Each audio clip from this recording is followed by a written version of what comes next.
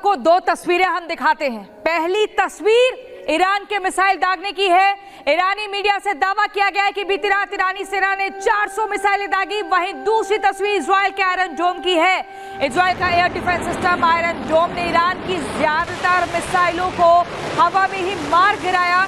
Iran ने अप्रैल में भी इजराइल पर करीब 200 मिसाइल एक साथ दागी थी।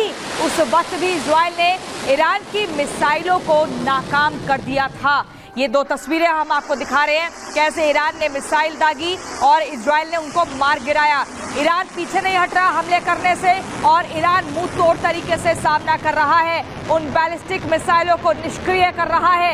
ईरान की मिसाइलें इजराइल का कुछ नहीं बिगाड़ पाएंगी, ये एक तरीके से बता दिया गया है, क्योंकि आयरन डोम यानी कि वो डिफेंस सिस्टम इतना मजबूत है, वो इस तरह की मिसाइलों को रोकने में, निष्क्रिय करने में, निष्फल करने में जबरदस्त तरीके से कामयाब है।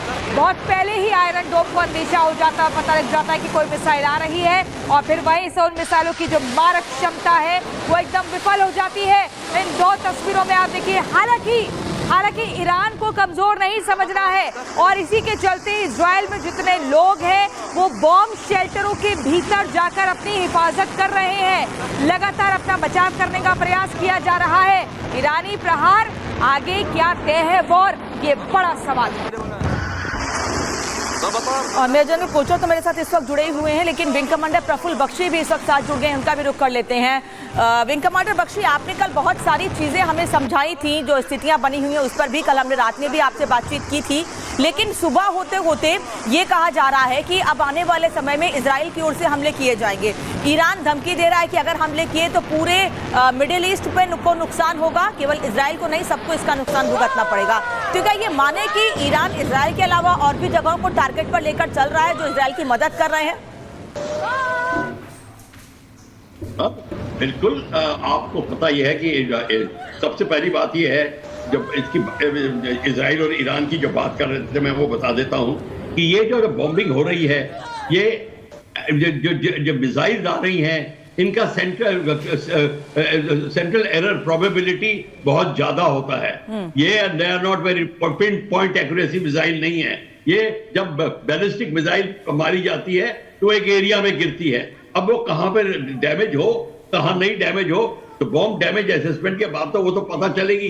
पर क्वेश्चन ये है कि ये सारी की पूरी सेकेंड वर्ल्ड वॉर में आपको मैं बता दूं, under 10% of the total ammunition drop actually hit the target. बाकी सारे एरिया बॉम्बिंग के साथ डिस्ट्रॉय हुए थे, सारे के सारी सिटीज वगैरह। तो ये जो आप सोच रहे हैं कि ये बिल्कुल ध्वस्त कर देगी, एक मिसाइल आएगी तो टारगेट्स को उड़ा देगी, ये कुछ नहीं होता। 60 फीट गहरा या 50 फीट गहरा गड्ढा हो जाता है या 2 बिल्डिंग गिरती हैं। तो ये एग्जैक्टली होता है।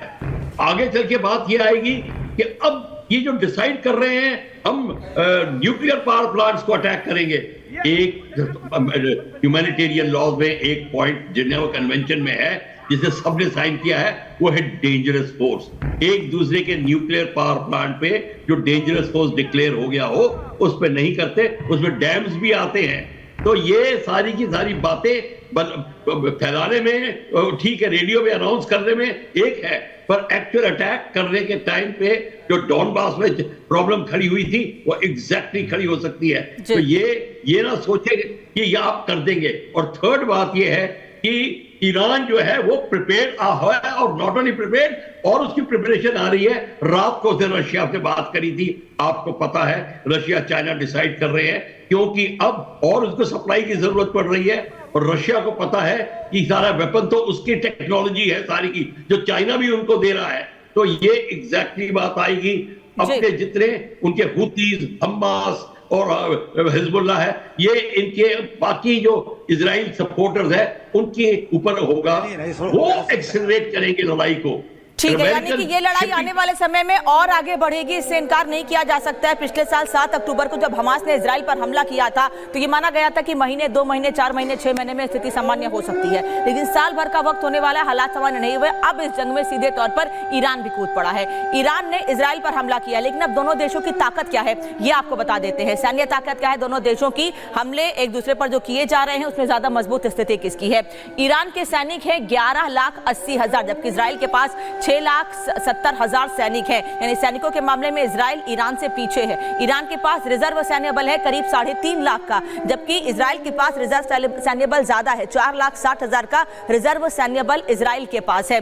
ईरान इस मामले में इजराइल से पीछे है, लेकिन पैरामिलिट्री जवानों की बात की जाए तो ईरान बहुत आगे है। करीब 2,20,000 पैरामिलिट्री जवान ईरान के पास हैं, लेकिन इजराइल के पास पैरामिलिट्री जवान मात्र 35,000 हैं। लेकिन इजराइल उसके बाद भी खुद को लगातार मजबूत बता रहा है। लेकिन ऐसे में हमास, हिजबुल्लाह, इसके अलावा हूती विद्रोहियों पर हमले, सीरिया लेबनान बॉर्डर पर हमले, तो क्या ऐसे में पिछले कुछ दिनों में इजराइल की स्थिति पहले से कमजोर हो, यह सवाल उठ रहा है। इसके अलावा अगर वायुसेना की बात करें तो वायु सैनिक 42,000 हैं ईरान के पास। इजराइल के पास वायु सैनिक 89,000 के पास है, यानी वायुसेना के मामले में एयर हम लोग जो एयर स्ट्राइक की जा रही है, जो बॉम्ब से हमले किए जा रहे हैं, ड्रोन से हमले किए जा रहे हैं, उसमें इजराइल ईरान से मजबूत है। वायुसेना में करीब 551 एयरक्राफ्ट रिजर्व है ईरान के पास, इजराइल के पास 612 एयरक्राफ्ट रिजर्व हैं। वायुसेना के मामले में यहां पर भी इजराइल ईरान से मजबूत है। 358 एक्टिव एयरक्राफ्ट हैं, जबकि 490 एक्टिव एयरक्राफ्ट इजराइल के पास हैं। ये हम लगातार ताकत आपको बता रहे हैं ईरान और इजराइल की। 186 फाइटर जेट्स हैं ईरान के पास, इजराइल के पास 241 फाइटर जेट्स हैं, लेकिन दोनों देश अपनी ताकत दिखाने से पीछे नहीं हट रहे हैं। 86 ट्रांसपोर्ट विमान है ईरान के पास, जबकि 12 ट्रांसपोर्ट विमान है इजराइल के पास। तो ऐसे में कई स्थितियों में इजराइल मजबूत है, कई मामलों में ईरान मजबूत है, लेकिन ज्यादा मजबूत फिलहाल अभी ईरान दिख रहा है इजराइल से। मैं जनरल कोचर इसलिए यह बात कह रही हूं मैं, क्योंकि इजराइल पिछले 1 साल से कई मोर्चों पर लड़ रहा है, फिर चाहे हमास गाजा पट्टी पे सफाई का हो, जो आतंकी वहां पर खत्म करने हो, हिजबुल्लाह पर लगातार हमले हो रहे हैं, हूती विद्रोहियों को खत्म करने का ठान रखा है, इसके अलावा लेबनान और सीरिया बॉर्डर पर भी हमले हो रहे हैं। तो क्या ये माने कि पिछले 1 साल में वो स्थिति कमजोर हुई है इजराइल की, इसलिए ईरान और मजबूत हुआ है? देखिए अंजलि, मुझे नहीं लगता कि ये सिचुएशन है, क्योंकि ये जो आंकड़े हैं ये अपनी तरफ है। दूसरा, हमको ये समझना पड़ेगा कि ईरान की अभी तक 1 साल में जो लड़ाई है वो टेररिस्ट के साथ है, नॉन स्टेट एक्टर्स के साथ है, कोई एक फौज के साथ ईरान नहीं लड़ रहा था। तो जितनी भी ईरान के पास रिसोर्सेज हैं, कैपेबिलिटी है, वो 10% से ज़्यादा इजराइल ने यूज़ नहीं करी हैं। तो अभी भी इजराइल सक्षम है, उसके पास उतना फायर पावर है, उसके पास इतना असला है, एमुनिशन है, और उसके पास रिजॉल्व है। सबसे इम्पॉर्टेंट है कि जो एक सोल्जर होता है इसको वेपन के पीछे, जो उसका जो ट्रेनिंग होती है और जो उसका रिजॉल्व होता है, वही आपको एक युद्ध को जिताता है। और वो कमी मैं नहीं देखता इजराइल में, और ख़ास तौर पे जब ये 2 देश जिनकी कोई भी बॉर्डर की सीमा नहीं है, तो एक कन्वेंशनल वॉर नहीं हो सकती इन दोनों देशों के बीच में। इसलिए ये आपके जितने भी आंकड़े होते हैं ये एप्लीकेबल नहीं होंगे इस सिनेरियो में, क्योंकि कोई भी ग्राउंड ऑफेंसिव ईरान लॉन्च नहीं कर सकता। अगर उसको ग्राउंड ऑफेंसिव लॉन्च करना है या तो सी के थ्रू आएगा या तो सीरिया के थ्रू आएगा, और वो पॉसिबल नहीं है अंडर द सर्कमस्टांसेस। तो ये अभी जो कैपेबिलिटी ईरान रखता है वो खाली मिसाइल स्ट्राइक्स ही रखता है। एयरफोर्स की भी उसके पास जिस टाइप के फाइटर प्लेन्स हैं, F-16 उसका सबसे आधुनिक एयरक्राफ्ट है, उसके स्पेयर्स की प्रॉब्लम है ईरान को, और बाकी जितने भी एयरक्राफ्ट्स हैं वो सेकंड और थर्ड जनरेशन के एयरक्राफ्ट्स हैं। और अगर हम इजराइल की एयरफोर्स का मुकाबला करें तो उसके पास 4.5 जनरेशन एयरक्राफ्ट है, स्टेल्थ फाइटर F-35 जो अमेरिका से मिला है, और बाकी जो F-16 है, F-15 है, पूरे स्क्वाड्रन्स है इजराइल के पास। तो अगर मैं इसको मानूं कि अगर ये छिड़ती है लड़ाई और इसमें फर्दर एस्केलेशन होती है, तो उसमें इजराइल का पलड़ा हमेशा भारी रहेगा। ठीक है जनरल कोचर, वापस लौटूंगी आपके पास। विंग कमांडर प्रफुल्ल बख्शी भी हमारे साथ जुड़े, थोड़ी देर में कर्नल शैलेंद्र सिंह भी हमको ज्वाइन करेंगे।